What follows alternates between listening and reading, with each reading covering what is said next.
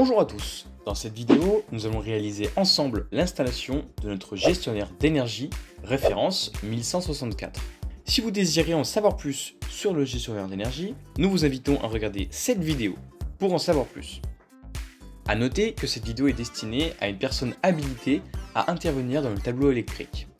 Nous voici donc devant la simulation d'un tableau électrique devant être équipé du gestionnaire d'énergie. Nous supposons que l'installation comporte deux zones de chauffage électrique, une zone jour et une zone nuit, avec fil pilote.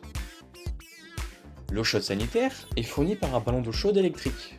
Dans un premier temps, pour des raisons de sécurité électrique, le disjoncteur d'abonné doit être coupé. Vérifiez avec un appareil de mesure l'absence de toute tension électrique avant toute intervention.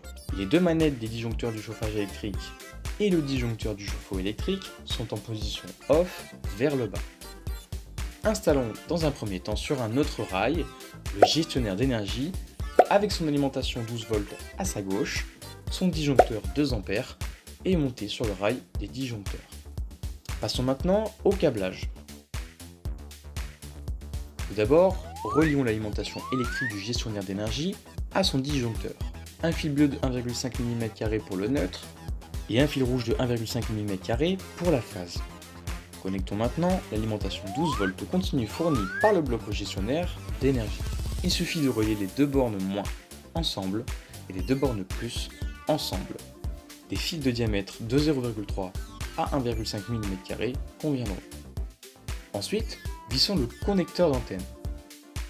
Puis, si vous utilisez une sonde de température, reliez-la au gestionnaire avec des fils de 0,3 à 1,5 mm de section avec une longueur maximum de fil de 20 mètres.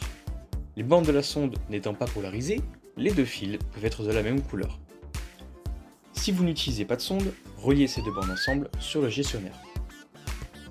Si vous disposez dans le logement d'une alarme à intrusion avec une sortie contact sec d'alarme, c'est-à-dire sans tension, vous pouvez la connecter au gestionnaire en utilisant des fils de 0,3 à 1,5 mm.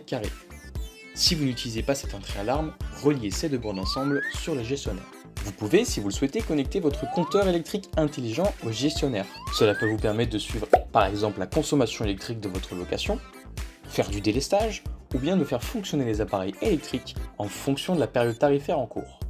Pour cela, reliez les bornes I1 et I2 de votre compteur aux bornes I1 et I2 du gestionnaire, avec des fils de 0,3 à 0,5 mm. Si vous ne souhaitez pas connecter votre compteur au gestionnaire, reliez ces deux bornes ensemble sur le gestionnaire. Voilà, nous pouvons maintenant nous attaquer aux appareils électriques de chauffage et d'eau chaude en commençant par la zone jour. Connectons d'abord la sortie gauche du disjoncteur au fil bleu, le neutre, de votre zone de chauffage. Connectons maintenant la borne droite du disjoncteur au fil rouge ou marron, la phase de votre zone de chauffage. Connectons un fil rouge de 1,5 mm entre la borne de droite du disjoncteur et la borne 10 du gestionnaire. Connectons le fil pilote des convecteurs de couleur noire ou gris à la borne 12 du gestionnaire d'énergie.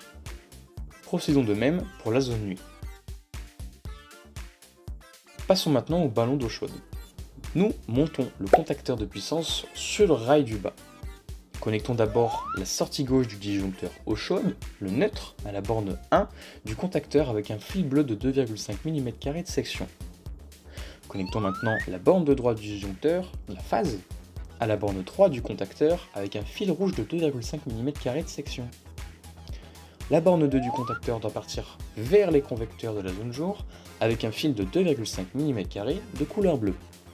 La borne 4 du contacteur doit partir vers les convecteurs de la zone jour avec un fil de 2,5 mm de couleur rouge.